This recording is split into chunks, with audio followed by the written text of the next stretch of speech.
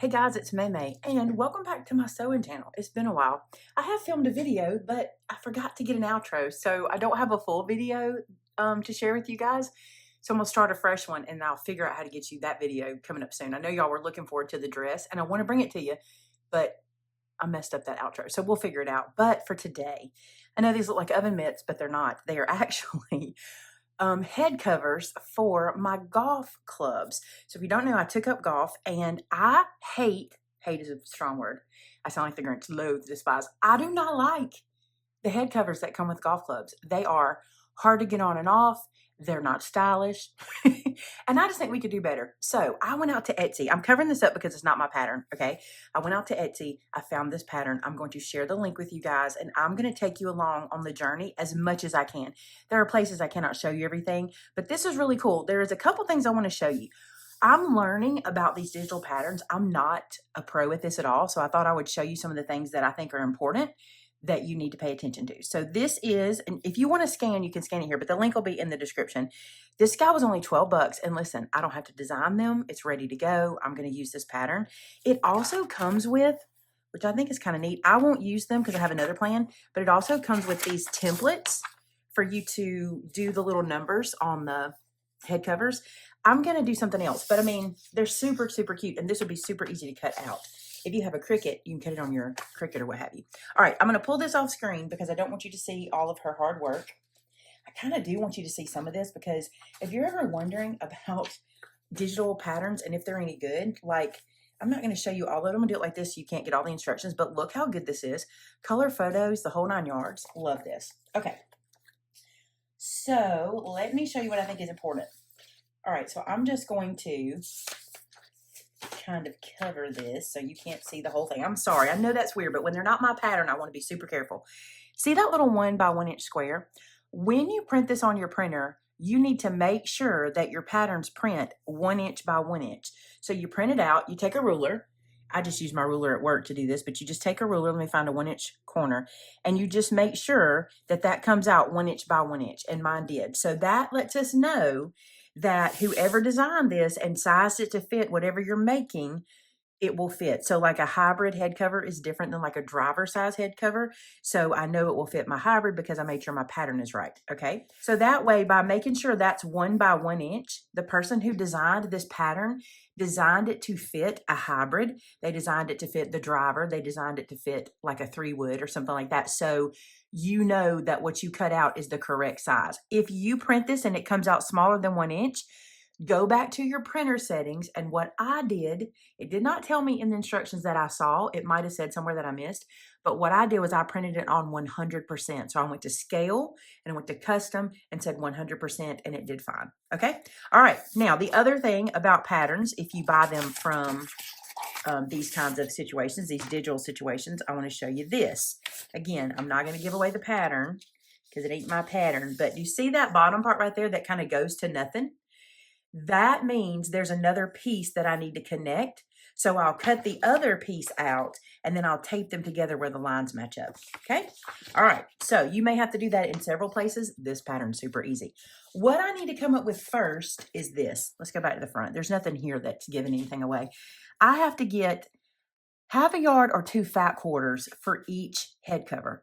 Now I want to make a lot of head covers. I want one for my driver, one for my 7, 5, and 3 wood. So that's 4. And I don't have a hybrid. I got rid of my hybrid, so I'm good. So I just need 4 of them. Okay. So I'm going to be making the head cover. And then I also need fabric for the lining. So I can do 2 fat quarters for each or 1/2 yard of fabric, which is the same thing, right? Okay. So it's not the same thing, but it kind of is. Anyway, so here's what I'm going to do. I'm going to pick out fabric. And my plan is, can you see that this is quilted? It reminds me of like if Vera Bradley made head covers. Like that's what I love about it. So my plan is to quilt my fabric first and then cut it out. So we need to quilt some fabric. Let's get started. So fabric is chosen. Now it's time to cut our pieces. So let's talk about the quilting I'm going to do. So what I've done is I've got 1 piece on the back, 1 piece on the front, and some batting in the middle. This project is so great for using up scrap batting. It doesn't take a lot, and I was able to use this weird offcut that I had, so I'm really happy about that. I'm going to let the pattern give me my quilting. That makes things super easy. So do you see the red line? Do you notice that I put my pins through the red lines? Those I'm not going to quilt because I don't want this to be a perfect check. I'm going to quilt the blue lines and then I'm going to come back and do the white lines. I want to make sure the red shows because I feel like that's a good contrast in the pattern. So I want to make sure it pops. So I don't want to push it down into the quilting. I want it to stay up. And because the blue is so wide, I'm going to let it kind of just sink down. Also, notice how some of my blues are not the same width. I'm going to just center them and go with it. You know what I'm saying? So like this blue is going to give me more on either side of the stitch than this one will, but I think it'll be fine and I think it'll be cute. Also, I am an over pinner. Can you see? I have way too many pins in this fabric, but I have to tell you this about this pattern if you're going to make it. One of the things that I noticed was really interesting was it said the rectangle of fabric size to cut. I added an inch all the way around so that I could have extra for my batting. But you guys, I think you should add 2 inches. And when I saw there's another tutorial on YouTube, a tutorial, that's a YouTube tutorial, that's what that is. But there's another tutorial on YouTube and she just quilted a bigger piece and then cut her pieces out of it. Probably the better way to go. So just a little heads up. All right, here we go. We're going to quilt. And like I said, I'm just going to center, roughly center the stitch in the blue line.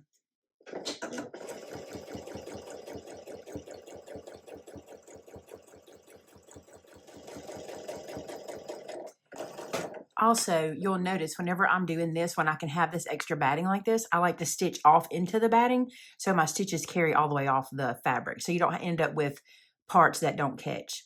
All right, so I'm going to cut this off. Now what I'm going to do is I'm going to turn this around.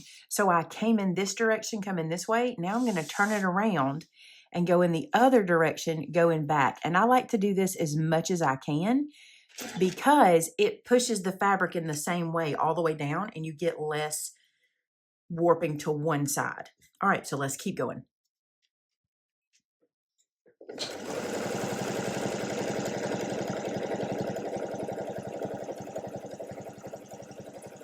Something else I do is I make sure before I start the next stitch that I have my thread going behind the foot. If you don't, it can catch. And sometimes I even hold it while I get started like that.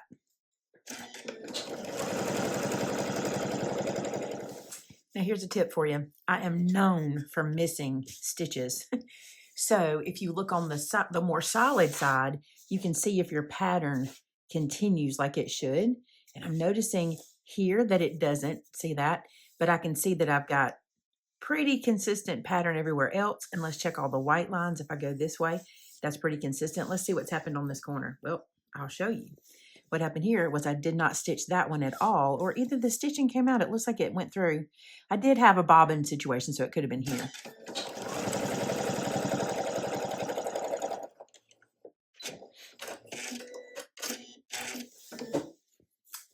So now that looks much better. So now all my stitching matches. What's really cool is this is actually going to be the outside top of my driver head cover. So I'm going to put the number on here on the green side. This is going to be the inside here, but it's going to be the back side when I put it together. That'll make sense later. All right, so I needed this one. I need 3 more for my woods, and then we can cut out the shapes. So I got everything quilted, and now I'm just going to cut out my pieces, and we're going to take them to the quilt shop and have them embroidered. That was what I want to do. I want to have the numbers embroidered in the fabric where you do the fabric and then the embroidery around it. And I know that Emily can do that on her machine. So next stop, fabric shop. All right, you guys, look how cute these are. I got them back from So Charming. They did the embroidery. There's one side. And then there is the other. And we'll talk about this elephant in the room. I know what you're thinking. We'll talk about it. So this is 5, 7, and 1. I already practiced with 3. And I'm glad I did because I learned some things. So I'll not teach you the wrong way. We'll do them the right way here. If you've been following me on this journey, you probably saw where I told you about quilting these. And I probably talked about it in this video too. But it's been a while since I started filming, so I've forgotten. And they were kind of buckly. Do you see all the buckles? Okay. In a live stream when I was doing this, one of the viewers said I should use my walking foot. Look at the difference with the walking foot. I mean, it almost looks like factory finish. It is so much better with the walking foot, look at it right there, so much better. So I do have a walking foot. I did put it on and I finished a few with that. From now on, I will not quilt without using that. I really thought it was just if I was going to use bulky stuff or if I needed some help putting fabric through the feed dogs, but no, we're going to be using it all the time. Not right now though, because I need to put some elastic in and I need to do a zigzag stitch. And my machine, although it shows me zigzag, it won't let me change it to zigzag with the walking foot on. So I'm just going to save time and switch the feet back. So give me just a second. As far as installing the elastic on these guys, the pattern shows you the line, and I just marked it with some chalk. And the pattern writer used 1/2 inch elastic, but I didn't have any 1/2 inch. So I actually made a little edit. Let me show you. I finished this head cover and went and put it onto my golf club, and it is not tight enough. Okay. By the way, we're not doing the rickrack design change. It's cute, but it's not me. So in the next ones, you won't see that. And I'm going to redo this one, by the way, because I don't really love it. But do you see how much tighter it is here? So what I did here was I applied 3 pieces of elastic. If you don't know, the reason you want this elastic is because when you're riding in the golf cart, you don't want your clubs to fall off in the wind. So you just need something to kind of catch underneath the club. And it wasn't enough before, so I changed it to 3 pieces, and I feel much better about that. It's very snug. So I'm going to do that. I'm just going to apply 3 pieces using a zigzag stitch across right here. Now, also, if you don't know, and you probably do, when you sew elastic like this, you want to stretch it. And I really, really stretched this elastic to the point that I left myself a piece in the back that I could pull as it goes, because I really want this to be as tight as I can get it.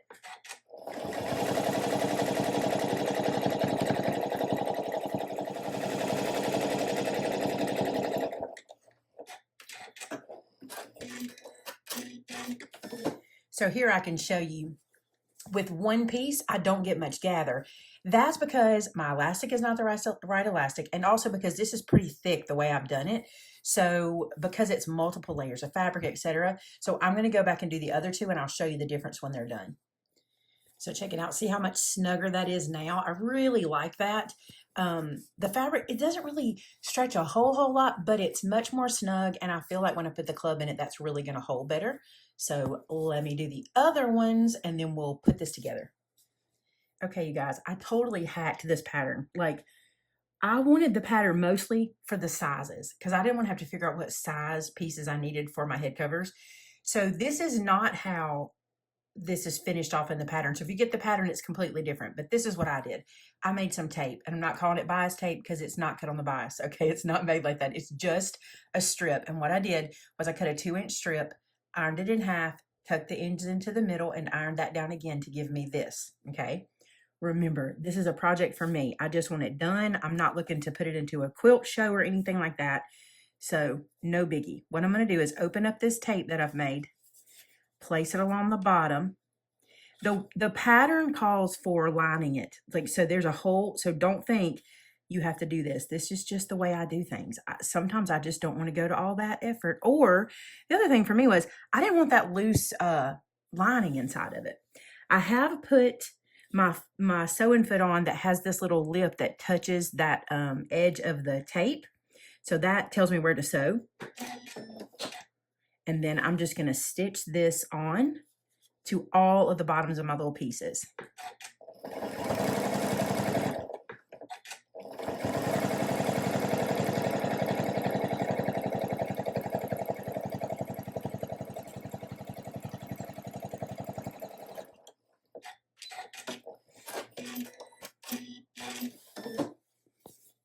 Now you can see it's finished on both sides with that little tape. When I put them together, this is going to go together in the seam. I'm not going to stress about it. It's just for me, you guys. If you're making these as a gift, you might want to do what she does in the pattern and do the really nice liner on the inside and all that kind of stuff. You do you.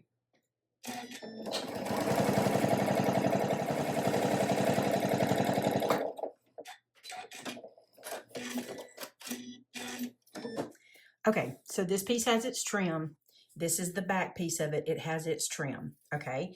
What I'm going to do is I'm going to place them right sides together. I'm just going to sew these together all the way around. The thing I want to be mindful of is that my ends match, because if anywhere is going to kind of give me away of messiness, it's going to be if this guy ends up pushed like that, We don't want to do that. Let's line them up together like so. I might even stick a pin in there just to hold them in place.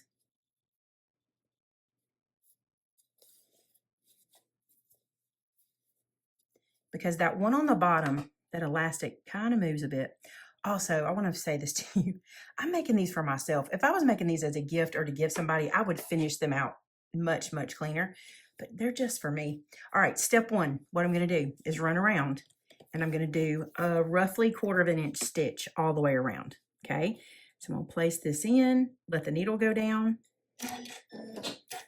Then I'm going to make a few stitches. Then I'm going to back stitch.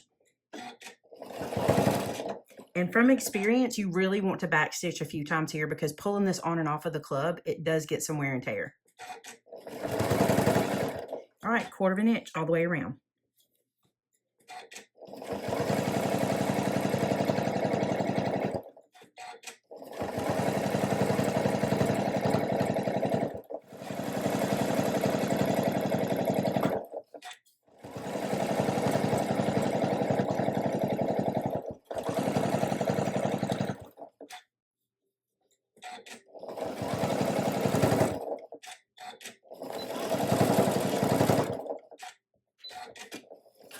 Now the next thing I'm going to do is my machine has a overlock stitch. So I'm going to use my overlock stitch and I'm going to go all the way around one more time and I'm going to clean up this edge in the overlock. This is super easy. And again, it'll just keep the edges from going everywhere over time, you know, fraying off. So I'm going to go all the way around with my overlock.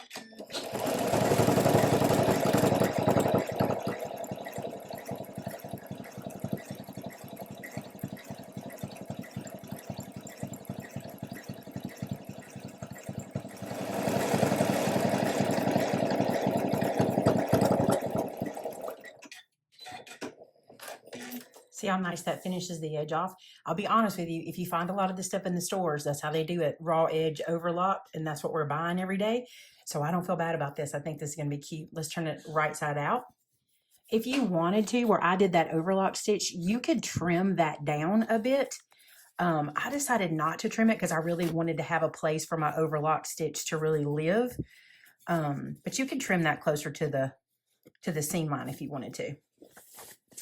All right, check it out. That is my 7 wood cover. Isn't that cute? I think it's adorable. I got to get all my loose threads out and things like that. But look, I've got my tighter elastic. I've got the room to put my club inside of here.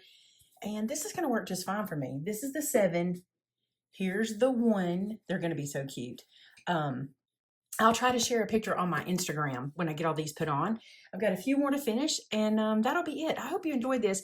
If you're interested in the pattern that I used, it's in the description below. And by the way, like I said, I hacked it. I did my own thing, but you could do exactly what she does, and it's beautiful. But the cool thing is, if you're wondering what size you need these to be, she's already done that work for us, so I'm grateful. All right, time to go play around the golf.